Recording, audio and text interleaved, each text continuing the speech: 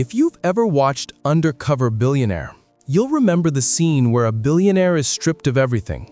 No money, no fame, no connections, just $100 in his pocket. And within 90 days, they have to build a $1 million business from scratch. No miracles, no luck, just mindset, habits, and the rules they live by. That's when you realize the rich don't just know how to make money, they understand the game behind it. While most of us were taught to work hard, save diligently, and wait for money to come, they follow a completely different set of rules. Rules that aren't written in any textbook, but are quietly passed around in the world of the truly wealthy. And that's exactly what Richard Templar reveals in The Rules of Wealth. Principles so simple, you might overlook them, but if you truly understand and live by them, they can transform the entire course of your finances and your life. Because wealth doesn't start in your wallet, it starts in your mind. Part 1. The Wealth Mindset: How the Rich Think. When Richard Templar says wealth begins in the mind, he's not talking about empty positive thinking. He's referring to an operating system, a mindset where every decision and reaction you have about money reflects your deepest beliefs about yourself. Think of Glenn Stearns in Undercover Billionaire. When he was dropped into a strange town with only $100, he didn't panic, complain, or think, "I don't have enough." He asked himself, "What do I have, and how can I create value from it?" That single question defines the line between a scarcity mindset and an abundance mindset. The poor see limitations, the rich see opportunities. And the difference lies in this: the rich believe they deserve to be wealthy. Richard Templar writes, "Wealthy people don't wait for permission to be rich. They don't wait for the economy to improve or for a boss to give them a raise. They start acting as if they're already wealthy, in the way they think, decide, and interact with the world." People with a wealth mindset don't ask, "What can I do to survive?" They ask, "What can I do to grow?" They see money as energy, something that flows, not something to cling to. And because of that, they dare to invest, to learn, to fail, while most people only try to stay safe. One of the first rules of the wealthy is, you can't grow wealth in a mindset of fear. Because when you're afraid, you stop creating. When you're afraid, you focus on keeping instead of making. And when you're afraid, you shut the door on every opportunity knocking outside. The wealth mindset doesn't start with, "How can I make more money?" It starts with, "How can I become the kind of person who deserves money?" When you change the way you see yourself, money starts to change the way it sees you. Part 2.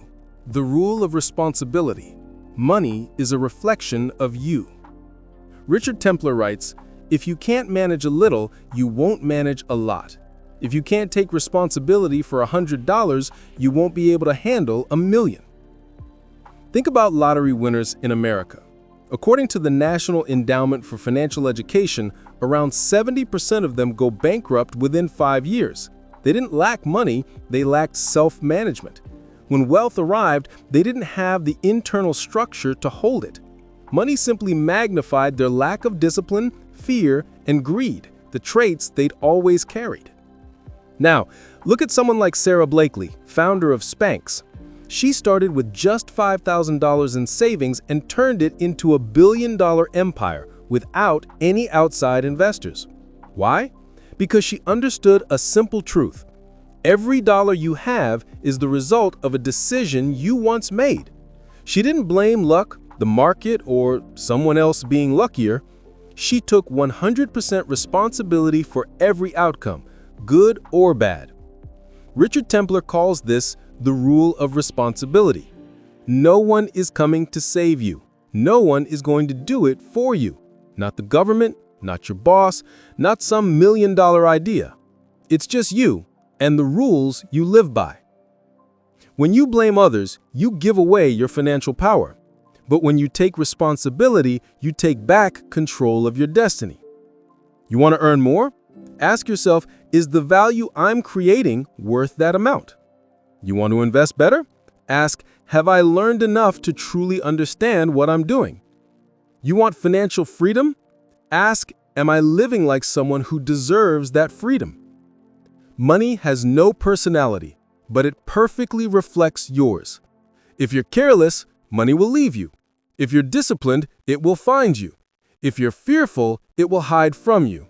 If you're confident, money will want to work with you. Richard Templar writes, money flows to those who treat it with respect. Money flows to people who respect it, not by worshiping it, but by using it purposefully and responsibly. So the second rule of the wealthy isn't make more. It's become the kind of person who can manage what you already have. Because once you prove you can handle $1, the universe will trust you with 10, then 100, then 1,000. But if you can't, no matter how much you earn, money will always find its way out of your hands, as if it never truly belonged to you. Part 3. The rule of value. Make others rich, and you'll get rich too. There's a rule few people understand, but every truly wealthy person lives by it. If you want to become rich, help as many other people become rich first. It sounds contradictory, doesn't it? We've been taught that to make money, someone has to pay us. But Richard Templar says that's how poor people think. The rich don't make money, they create value. And money is simply the natural result of that value. Take Jeff Bezos, for example. He didn't start Amazon with the goal of becoming a billionaire. He started with a single question: how can I make shopping easier for millions of people? When you help others save time, money, or energy, you're creating value, and the world rewards you with money in return. That's why people like Warren Buffett often say the best way to become rich is to make others rich. Not in a charitable sense, but by sharing real value, knowledge, opportunities, products, or experiences that make other people's lives better. Templar writes, rich people think, how can I serve? Poor people think, how can I earn? The difference lies in where the thought begins. Poor people start with, what do I need? Rich people start with, what do others need? If you look closely at successful people in America today, from Elon Musk to Oprah Winfrey, from small startup founders in Austin to personal finance YouTubers, they all do the same thing. They solve real problems for real people. And here's the fascinating part. The more people you help, the faster money flows to you. Not because the universe is rewarding you, but because you've become an irreplaceable link in someone else's value chain. Here's a simple example. A coffee shop owner in Seattle decides to make his customers feel more at home by remembering their names, creating a warm atmosphere. He's not just selling coffee, he's selling a sense of belonging. And what happens? The shop grows, expands, creates jobs for others. Value spreads, and wealth follows. That's the rule Templar emphasizes. Money follows value, always. If you want more money, don't chase money, increase the value you create. The right question isn't, how can I make an extra $1,000? It's, how can I create $1,000 worth of value for someone else? Because when you make others richer in experience, in knowledge, in opportunity, you simply can't stay poor. And that's one of the unbreakable laws of wealth. Money doesn't flow to those who demand. It flows to those who contribute. Part 4. The rule of simplicity. Simplicity is the ultimate sophistication. The rich aren't just different from the poor in how much money they have. They're different in how they see complexity. While most people try to do more, invest more, and follow more sources, the wealthy focus on simplifying everything.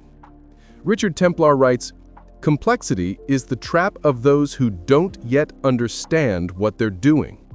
The rich, on the other hand, know that simplicity is power. Warren Buffett is the perfect example. For decades, he's only invested in what he truly understands. businesses with clear models, products people genuinely need, and steady cash flow. While others chase every new investment trend, from dot-coms to crypto to AI, Buffett stays true to one principle: keep it simple. He once said, "You don't have to be smarter than the rest, you have to be more disciplined than the rest." But if you listen closely, that quote carries a deeper message. Discipline isn't about doing more, it's about knowing what's enough. Think of Steve Jobs. When he returned to Apple, the company was drowning in over 350 different products. The first thing he did wasn't to create more, it was to cut almost all of them. He told his team, "Focus on a few great products and make them extraordinary." The result? iMac, iPod, iPhone, and an empire built on elegant simplicity that anyone could understand and everyone could love. Templar explains that poor people often complicate things because they fear losing control. They invest in 10 things to stay safe. They start 5 projects so they don't miss out. But the rich know that focus is the highest form of intelligence. They choose less, but choose right. They say no more often because they understand the value of a single, meaningful yes. In personal finance, simplicity is one of the most powerful tools you have. Instead of tracking 12 investment apps, pick one platform you truly understand. Instead of chasing every income stream, build one system that can scale. And instead of trying to control everything, focus on what you can truly influence. The wealthy don't try to prove they're smart. They aim to be clear. Clear about their values, their time, and their goals. And that clarity makes every decision lighter, sharper, and more profitable. Templar calls this the refining principle of wealth. Because when you simplify, you're not just saving time, you're creating space for what truly matters: ideas, energy, and creativity. And if you look closely, you'll see a pattern. The wealthiest people, in money, wisdom, or peace, are always the simplest ones. Wealth doesn't come from doing more, but from knowing what's worth doing and having the courage to let go of the rest. Part 5. The Rule of Growth. Invest in yourself first. Richard Templar once wrote, "You can't expect your money to grow if you stay the same." And that's the golden rule every truly wealthy person lives by. They invest in themselves before they invest in anything else. If you look closely, you'll notice a strange similarity among the world's most successful people, from Warren Buffett to Oprah Winfrey to Elon Musk. They all devote time and money to improving themselves, even when it doesn't bring an immediate profit. Buffett once told a group of students, "The best investment you can make is in yourself. No one can tax it, take it away, or steal its value." That statement may sound simple, but it's the foundation of financial freedom. Because lasting wealth never begins in the market. It begins in your mindset, skills, and ability to create value. Think back to a time when you spent a few $100s on a course, a book, or a training program. Maybe you hesitated, thinking, "Is it really worth it?" But if that course deepened your understanding of money, or that book opened a new path for your future, you didn't just learn something, you became someone else. That's the power of internal investment, the kind no financial chart can measure. In the world of the poor, money is used for consumption. In the world of the rich, money is used for amplification. One person spends $30,000 on a car to look successful. Another uses $30,000 to learn asset management, brand building, or sales mastery. 10 years later, only one of them truly is successful. Templar puts it perfectly. Money flows to those who can grow faster than money itself. In other words, if you increase your personal value by just 10% each year, you'll never have to worry about inflation, recession, or market crashes. because your ability to create new value will always outpace the circumstances around you. Look at Oprah Winfrey, one of the most powerful examples. She didn't start rich, but she kept reinvesting in herself, learning storytelling, developing emotional intelligence, building her brand, and mastering human understanding. She didn't buy homes to show off. She built a media empire from authentic influence. It all began with investment in the person within. And if you look back at your own life, you'll probably realize your biggest turning points didn't come from getting a raise. They came from learning something new, daring to try a new skill, or changing how you think. Because true growth isn't about increasing your bank balance. It's about expanding your ability to create value every single day. As Templar says, the poor ask, "How much will I get paid?" The rich ask, "What will I learn from this?" That's why the rich never stop learning. They don't see education as a phase, they see it as a lifestyle. Investing in yourself isn't always easy. It takes time, discipline, and the belief that you are your greatest asset. But once you truly believe that, every other investment will naturally start to pay off. Because in the game of wealth, the most valuable asset isn't in your wallet, it's in your wisdom. Part 6. The rule of the long game. Wealth doesn't come overnight. If there's one rule every wealthy person lives by, it's this. Wealth is the result of time, not luck. Richard Templar once said, 4 people want to win the lottery. Rich people want to build a snowball. It sounds simple, but it's a profound philosophy of life and investing. Wealth is never the result of a single lucky jump. It's the outcome of slow, consistent, and strategic accumulation over time. Look around. America has seen millions of people get rich overnight from meme stocks, crypto booms, or some viral investment trend. And yet, just a few years later, most of them disappeared from the game. Why? Because they didn't build wealth. They only chased the adrenaline of fast money. But the truly rich, they understand that the long game is where the real rewards are found. Richard Buffett is the living proof of that philosophy. When asked about the secret to becoming a billionaire, Buffett smiled and said, "I just sat there and let the snowball roll for 80 years. He never tried to get rich quick. He trusted the process of compounding, slow, steady, and unstoppable growth. When asked why others don't do the same, Buffett replied, "Because no one wants to get rich slowly." And that's exactly why most people stay on the wrong track. If you've ever felt discouraged because everyone else seems to move faster, remember this. True wealth isn't measured by speed, it's measured by endurance. Templar compared wealth building to growing an oak tree. You can't force it to grow faster than nature allows. You can only nurture the soil, water it, and have faith that the roots are growing, even when you can't see them yet. Take Jeff Bezos, for example.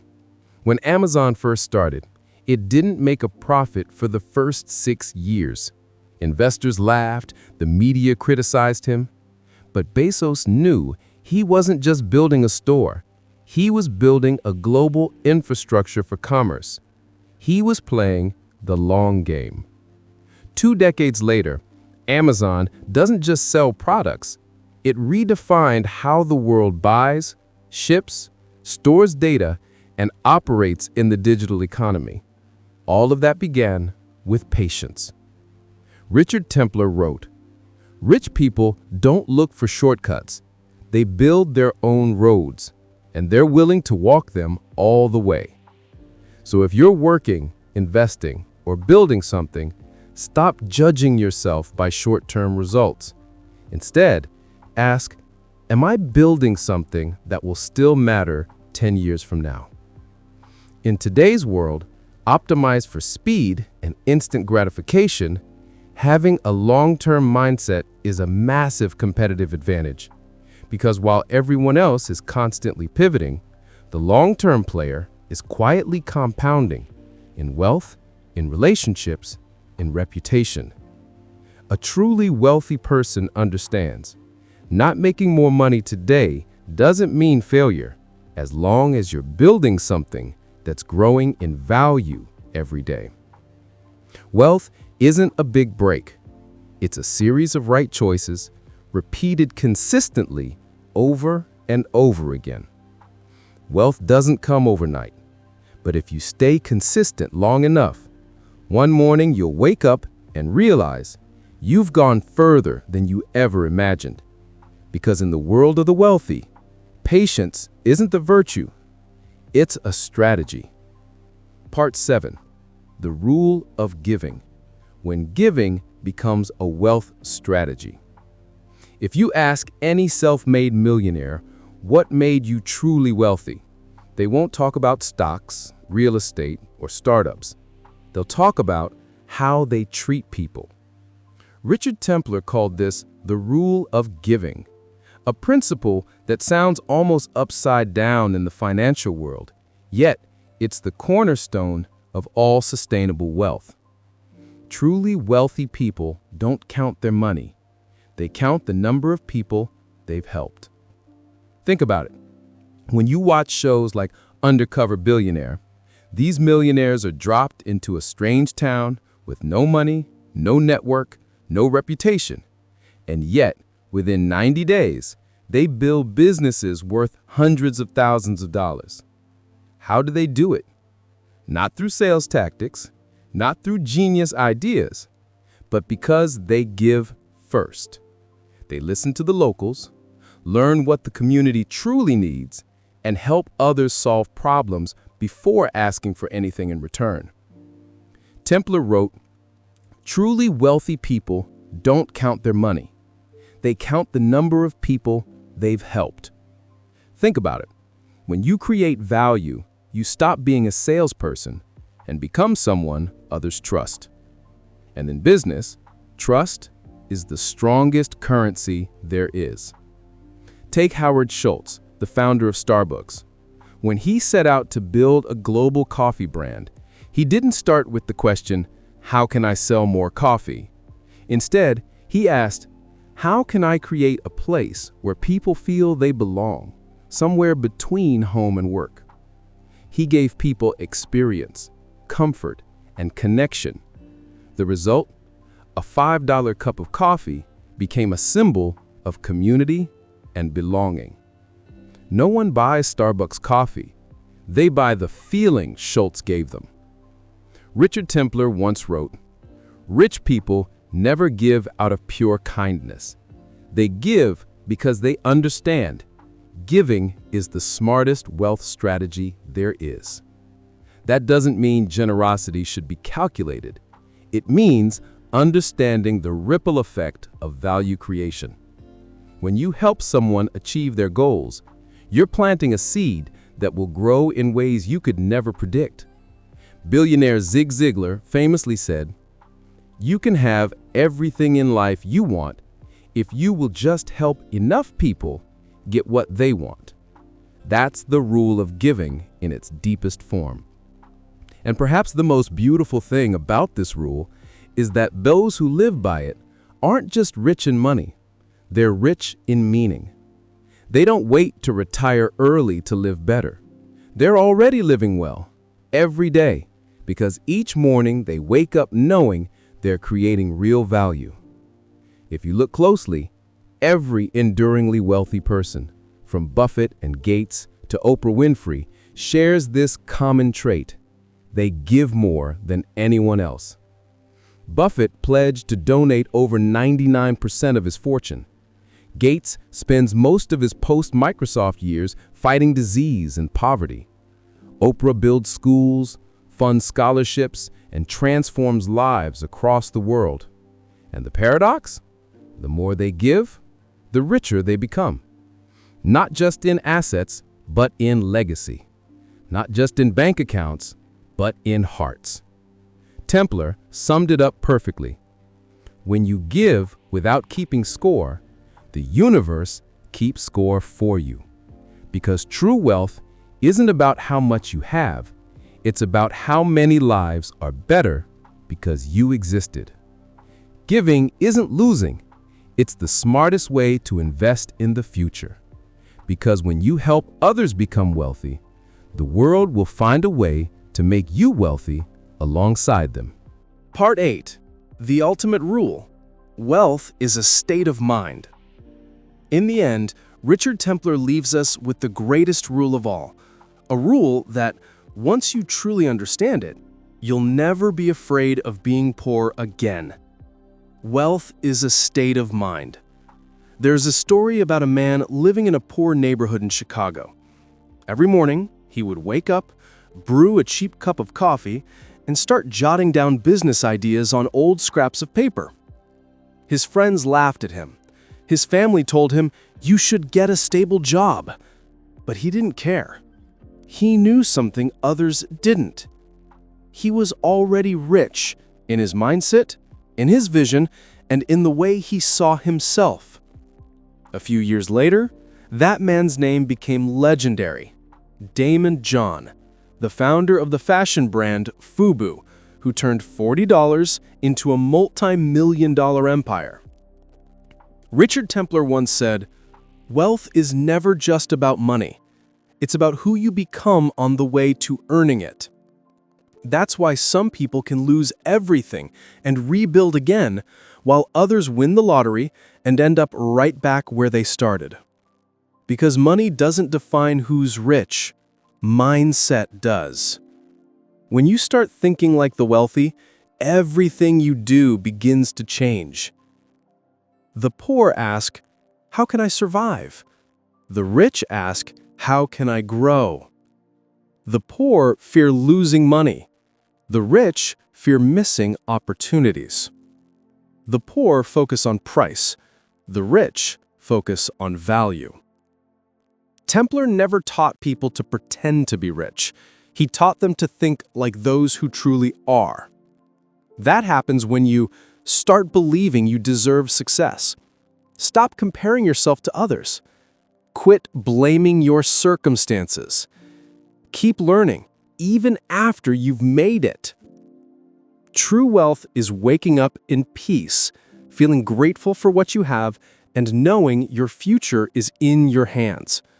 Not because you know what will happen, but because you know who you are, and you trust your ability to create value from within.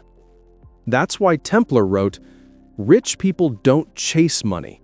They attract it by becoming valuable." In the end, wealth isn't a destination. It's a state of being, a way of walking through life. If you're learning, growing, helping others, and living in alignment with your values, then you're already wealthy. The world just hasn't caught up yet.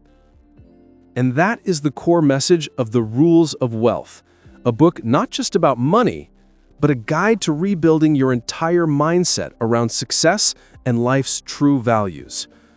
If you genuinely want to understand how wealthy people think, decide, and design their lives, you need to read this book. I've left the link for you right below in the description. Because, as Richard Templar said, when you change the way you think about wealth will start finding its way to you.